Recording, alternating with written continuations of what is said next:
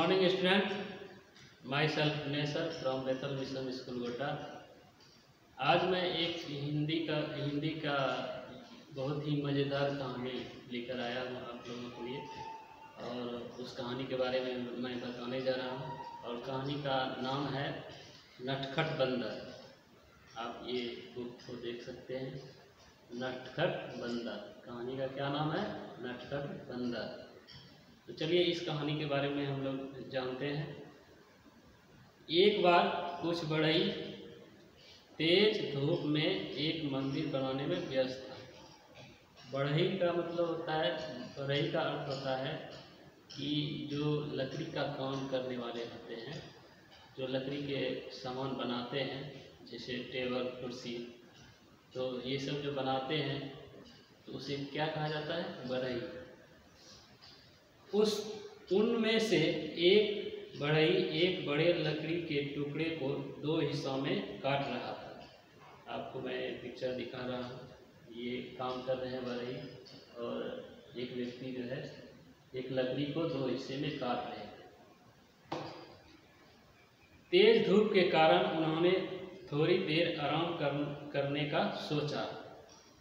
वो जब धूप में काम कर रहे थे, बहुत तेज धूप थी, तो फिर उसको लगा कि थोड़ी देर आराम किया जाए।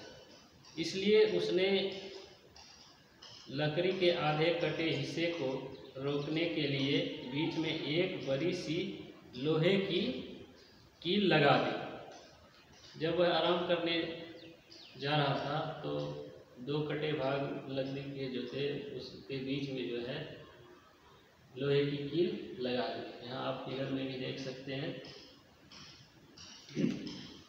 अब सभी पास के एक गांव में कुछ खाने पीने और आराम करने चले गए। पास ही एक पेड़ पर कुछ बंदर बैठे थे। जब बंदरों ने देखा कि आसपास कोई नहीं है तो वे पेड़ से नीचे उतर आए। जब वहाँ से वो बढ़ई जो काम कर रहे थे व्यक्ति वो चले गए थे आराम करने, तो बगल में पेड़ था। पेड़ पे जो है कुछ बंदर थे और वो नीचे उतर आए। आप यहाँ देख सकते हैं नीचे उतर रहा है बंदर। उनमें से एक छोटा बंदर जो कि हर चीज़ को लेकर बहुत उत्सुक था, उसने बड़े लकड़ी के टुकड़े पर बैठकर एक हाथ से उस कील को खींचना शुरू किया जो बढ़ई फंसा कर गया था। आप यहाँ देख सकते हैं बढ़ई जो दो लकड़ी के बीच में कील ठोक के गए थे, वो नटखट बंदर जो है उसको हिलाने डुलाने की कोशिश कर रहा था। जब वह नहीं हिली तो उसने दोनों हाथों से पकड़कर हिलाना शुरू कर दिया। उसने यह ध्यान नहीं दिया कि उसकी पूंछ कटे हुए लकड़ी के टुकड़े के बीच में लटक रही है।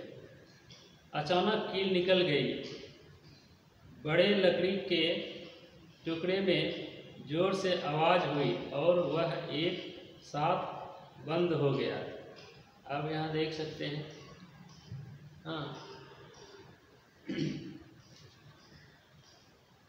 उसमें बंदर की पूंछ भी दब गई। जब वह कील निकल गया तो बंदर का जो पूंछ लटक रहा था वह भी उसके बीच में दब गया। बंदर दर्द के कारण जोर से चिल्लाया। दूसरे बंदरों ने पूंछ को खींचकर बाहर निकालने की कोशिश की, लेकिन सब बेकार हो गई। आप यहाँ देख सकते हैं जब बंदर का पूंछ फंस गया था तो दो बंदर जो है मिलकर उसे खींच रहे थे, निकाल रहे थे उससे बाहर।